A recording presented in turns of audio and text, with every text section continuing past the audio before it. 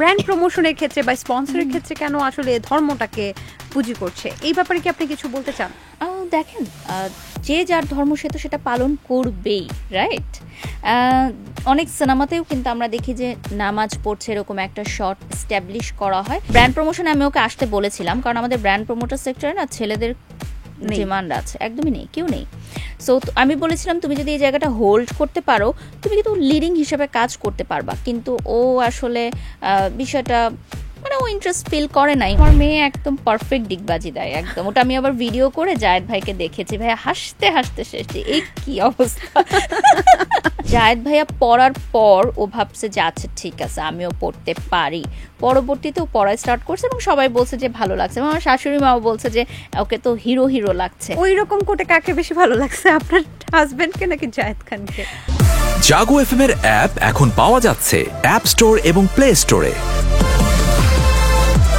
এমন শোনা গেছে আপনার হাজবেন্ড নাকি জায়েদ খানকে কপি করে কোট পরে এবং আপনার মেয়ে নাকি জায়েদ খানকে কপি করে ডিগবাজি দেওয়া শিখছে। না, আসলে বিষয়টা কপি না, বিষয়টা হচ্ছে যে ভালো লাগার জিনিস থাকতেই পারে। ও আগে এই ধরনের ব্লেজার পরতো না, আমাদের বিভিন্ন ব্র্যান্ড থেকে স্পন্সর করা হয়, মানে আমার হাজবেন্ডকেও স্পন্সর করা হয়, মানে আমাকে তো করা হয়ই হয়।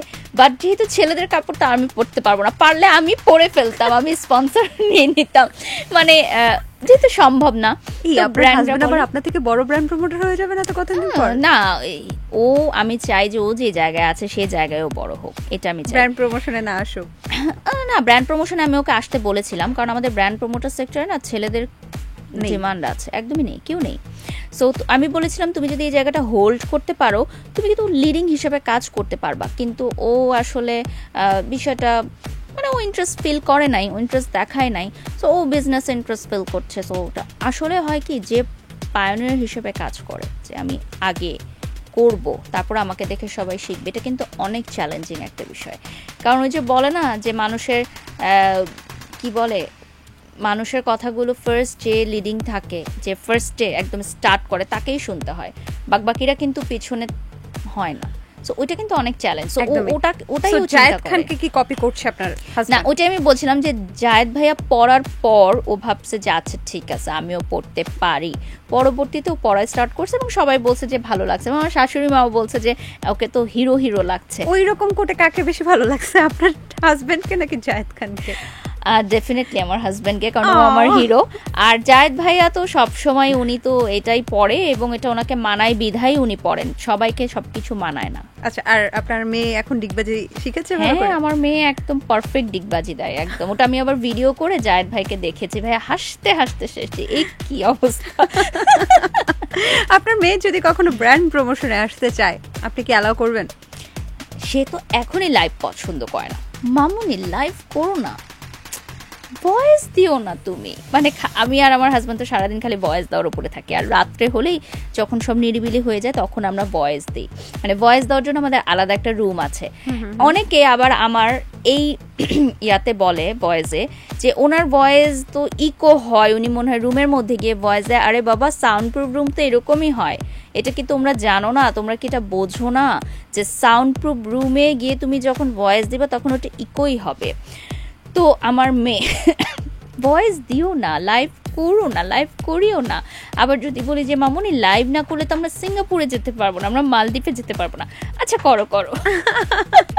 তার মানে ও মনে হয় আপনাকে বেশি সময়টা চায়, এ কারণে হয়তো ও মনে করে কি যে আমি যদি লাইভ করি তখন তো ওর সাথে আমি কথা বা ওকে খেলায় নিব না, বা আমি যখন ধরেন ফটোশুট করি বা কোনো প্রোডাক্টের ভিডিও বানাচ্ছি তখন ইন দ্য মিড টাইম আমি ওর সাথে কথা বললাম বা ওকে ধরলাম কোলে নিলাম, বাট ও এটা বুঝে যে লাইভ আর ভয়েস দেওয়ার সময় মামুনি তা আমার দিকে তাকাবেও না, এজন্য তো ও মনে হয় না কখনো লাইভ প্রেজেন্টার হবে। বাট হ্যাঁ, ও যেহেতু নেক্সট ইয়ার স্কুলে যাবে আর আমি প্ল্যান করেছি যে ওকে আমি আসলে একদম পরিপূর্ণ একজন মানুষ হিসেবে গড়ে তুলতে চাই, একদম কালচারাল সাইড থেকে হোক বা আমাদের মুসলিম ধর্ম অনুযায়ী তো আরবি শিখতে হয়, ওটাও আমি ওকে পড়াবো। দেন সুইমিং, মার্শাল আর্ট, এগুলো আমার প্ল্যানিং আছে। এখন দেখা যাক যে সে কতটা মানে গ্রহণ করতে পারে বা অর্জন। চমৎকার। আপনার লাইভ নিয়ে অনেক অনেক কথা হয়, আপনার কখনো আপনাকে দেখা যায় যে আপনি নামাজ পড়তে পড়তে লাইভ করছেন এবং ওটা নিয়ে কিন্তু অনেক কথা হয়েছে যে ব্র্যান্ড প্রমোশনের ক্ষেত্রে বা স্পন্সরের ক্ষেত্রে কেন আসলে ধর্মটাকে পুঁজি করছে, এই ব্যাপারে কি আপনি কিছু বলতে চান? দেখেন, যে যার ধর্ম সে তো সেটা পালন করবেই, রাইট? অনেক সিনেমাতেও কিন্তু আমরা দেখি যে নামাজ পড়ছে এরকম একটা শর্ট এস্টাবলিশ করা হয় যে যিনি আছেন ক্যারেক্টারে উনি হচ্ছেন হিন্দু আর উনি হচ্ছেন মুসলিম, এটা দেখানোর জন্য আমরা অনেক সিনিয়রও দেখি না যে মন্দিরে যাচ্ছে, তার মানে কি উনি হিন্দু, মানে আমি জিনিসটা কল্পনা করার জন্য দেখানো হয়। তো সেক্ষেত্রে আমরাও তো আমাদের লাইফটা তো অ্যাক্টিংই ওয়ান কাইন্ড অফ। আপনার কি মনে হয় যে আমরা যে ব্লগে জিনিসগুলো দেখাচ্ছি, অনেকেই দেখাচ্ছে যে ব্লগে এসে উনি রান্না করছেন সাপোজ, বা ব্লগে উনি দেখাচ্ছেন যে উনি কোথাও ঘুরতে যাচ্ছেন, এই জিনিসগুলো তো সাময়িক, আমরা হচ্ছে ব্লগের জন্যই দেখাচ্ছি, ব্লগের কন্টেন্টের জন্যই আমরা আইডিয়াগুলো মেক করছি। অনেক ক্ষেত্রেই দেখা যায় যে বাস্তব জীবনের সঙ্গে এটা কিন্তু সম্পৃক্ততা নেই, বা আবার অনেক সময় বাস্তব জীবনের মানে ভিডিওগুলোই কিন্তু আমরা প্রকাশ করি। সো এটা আসলে এক এক সময় এক এক ধরনের হয়। জাগো এফএম এর অ্যাপ এখন পাওয়া যাচ্ছে অ্যাপ স্টোর এবং প্লে স্টোরে।